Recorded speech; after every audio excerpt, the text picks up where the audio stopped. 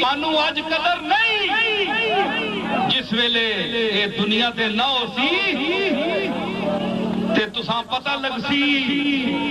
کہ اس خانقاہی نظام دے وچ ایک بندہ مخالفتاں دے باوجود اپنے اور بیگانے دی مخالفت دے باوجود ہنج سینہ تاڑ کے میدان وچ کھلوتا رہا ماں نظرانے لڑنے ماں نوٹ چک مارنے ماں ہاتھ چومنا پیڑا لگنا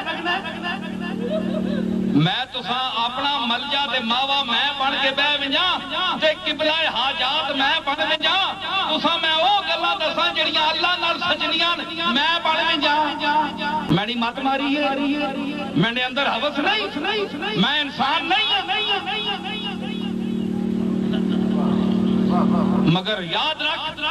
میں تینوں او درس دے رہا جڑے اولیاء اللہ نے درس دیتا ہے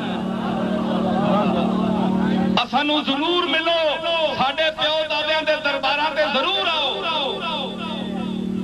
لیکن حاجت روا تے مشکل کشا اللہ نو مننا اللہ دا واسطہ نے اے نیم خطیب تے جاہل مولوی تے بڑے جڑے اے مہذب جانور ہیں نا اے اج کل جڑے مدعین تعلیم نے اے توانو پٹکار ہیں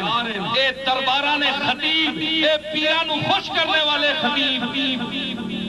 انہاں دیاں گلاں چلاؤ دینے والا وہ ہی نہیں اسی دے بوئے تے منگو جس نو